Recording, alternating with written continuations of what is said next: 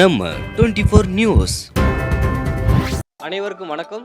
இந்த பதிவில் நம்ம என்ன பார்க்க போறோம் அப்படின்னு பார்த்தீங்கன்னா, வரக்கூடிய பொங்கல் பண்டிகையை ஒட்டி தமிழக அரசு ரேஷன் அட்டைதாரர்களுக்கு என்னென்ன பொருட்கள் வழங்குறாங்க, எவ்வளோ பணம் வழங்குறாங்க அப்படிங்கிறத அந்த பதிவில் முழுமையாக தெரிஞ்சுக்க போகிறோம். ஸோ ஒரு முக்கியமான அறிவிப்பு நம்மளுக்கு வெளியாக இருக்குது. அதைத்தான் உங்ககிட்ட நான் இன்னைக்கு பகிர்ந்துக்க போகிறேன்.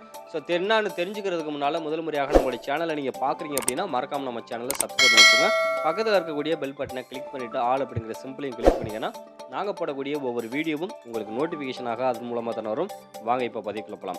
பொதுவாக தமிழரை பொறுத்த வரைக்கும் பார்த்தீங்கன்னா, இந்த தை திருநாள் வந்து பயங்கரமாக செலிப்ரேஷன் பண்ணுவாங்க. இது எல்லாருக்குமே தெரியும். ஸோ அன்றைக்கி வந்து விலங்குகளும் சரி, மனிதர்களும் சரி, எல்லாருமே வந்து பயங்கர சந்தோஷமாக இருக்கக்கூடியது இந்த பொங்கல் தான். தீபாவளி ஒரு பக்கம் சந்தோஷத்தை கொடுத்தாலும் அதை தாண்டி ஒருபடி அதிகமாகவே உலகம் முழுவதும் தமிழர்கள் வந்து கொண்டாடப்படக்கூடிய ஒரு விழாவாக நம்ம பார்க்கப்படுகிறது, பாரம்பரிய விழா.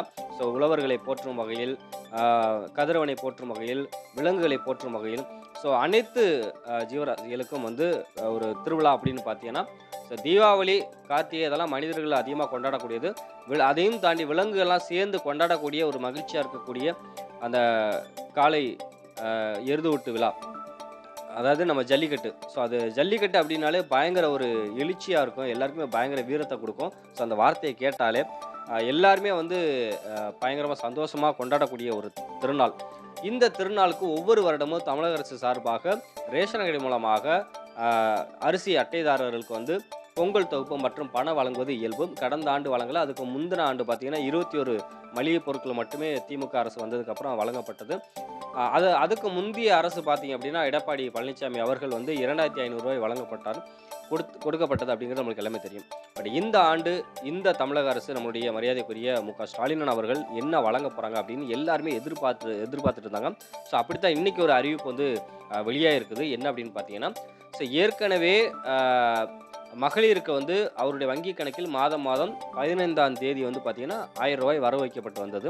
ஸோ இந்த ஆண்டு பார்த்தீங்கன்னா தை திருநாளை ஒட்டி தை மாதம் 15ஆம் தேதி பொங்கல் வர்றதுனால அவர்களுக்கு முன்கூட்டியே அவருடைய வங்கி கணக்கில், அதாவது 5 தேதியிலேருந்து 10 தேதிக்குள்ளே முன்கூட்டியே இந்த 1000 ரூபாய் வங்கி கணக்கில் வரவு வைக்கலாம். அப்படி வச்சோம்னா அந்த பொங்கலுக்கு முன்கூட்டியே அவங்க ஏதாவது வீட்டுக்கு தேவையான பொருட்கள் வாங்குறதுக்கு அவங்களுக்கு அந்த செலவுக்கு ரொம்ப யூஸ்ஃபுல்லாக இருக்கும் அப்படின்னு சொல்லிட்டு முன்கூட்டியே பணத்தை வந்து வங்கியில் போடலாம் அப்படின்னு ஆலோசனை பண்ணிட்டு இருக்காங்களாம்.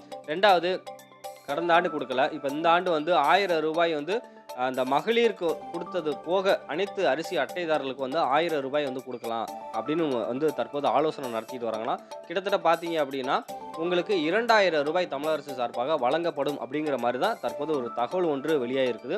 இன்னொரு விஷயம் அப்படின்னு பார்த்தீங்கன்னா, வழக்கம் போல் உங்களுக்கு முழு கரும்பு விவசாயிகளை போற்றும் வகையில் விவசாயிகளிடமிருந்து அவருடைய குறைகளை, கஷ்டத்தை போக்குவதற்காக தமிழக அரசு அவர்களிடமிருந்து கொள்முதல் பண்ணி ஸோ நம்மளுக்கு பொங்கலுக்கு வந்து ரேஷன் கடை மூலமாக நம்மளுக்கு வழங்குறாங்க. முழு கரும்பு கொடுக்குறாங்க, பச்சரிசி கொடுக்குறாங்க, அதுக்கப்புறம் சர்க்கரை கொடுக்குறாங்க, ஏலக்காய், முந்திரி, கிஸ்மிஸ் பழம் இதெல்லாம் சேர்த்து ஒரு தொகுப்பாக வந்து ஒரு பையில் போட்டு நம்மளுக்கு வந்து கொடுக்குறாங்க. அதுபோக வேட்டி சேலை, முன்னெல்லாம் பார்த்தீங்கன்னா இடையில தான் அப்பப்போ கொடுப்பாங்க வேட்டி சேலை.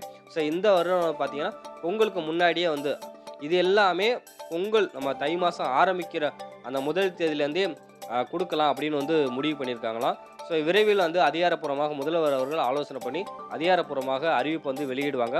ஸோ இப்போதைக்கு அரசியல் வட்டாரத்துலேருந்து நம்மளுக்கு கிடைச்ச தகவலை தான் உங்களுக்கு முன்கூட்டியே ஷேர் பண்ணியிருக்கிறேன். ஸோ எனக்கும் இது ஊர்ஜிதமாக தெரியாது, அவங்க சொன்னதை வச்சு நான் சொல்கிறேன். இது எந்தளவுக்கு உண்மை அப்படிங்கிறது முதல்வர் அவர்கள் அதிகாரப்பூர்வமாக அறிவிச்சதுக்கு அப்புறம் தான் நம்மளுக்கு தெரிய வரும். ஆனால் கண்டிப்பாக அறிவிப்பார் அப்படிங்கிறது உறுதியாக இருக்கிறோம். ஆனால் பெண்களுக்கு 15ஆம் தேதி போகிற போல் முன்கூட்டியே அந்த வங்கி கணக்கில் அவங்களுக்கு வந்து போட போகிறது அப்படிங்கிறது கிட்டத்தட்ட ஒரு 99% உறுதியாக இருக்குது. ஸோ முதல்வர் அவர்கள் அந்த மற்ற அரிசி அட்டைதாரர்களுக்கும் 1000 ரூபாய் பொங்கல் தொகுப்போடு சேர்த்து வழங்குவாங்க அப்படின்னு மக்கள் எல்லாமே எதிர்பார்க்குறாங்க. ஸோ கண்டிப்பாக முதல்வர் அவர்கள் ஒரு நல்ல அறிவிப்பு வந்து அதிகாரப்பூர்வமாக வெளியிடுவாங்க அப்படின்னு நான் நினைக்கிறேன். இதே போல் இன்னொரு பதிவில் உங்களை மறுபடியும் சந்திக்கிறேன். நன்றி, வணக்கம். இது போன்ற அண்மை செய்திகளை உடனுக்குடன் தெரிந்து கொள்ள நம்ம 24 நியூஸ் சேனலை சப்ஸ்கிரைப் பண்ணி பாருங்கள்.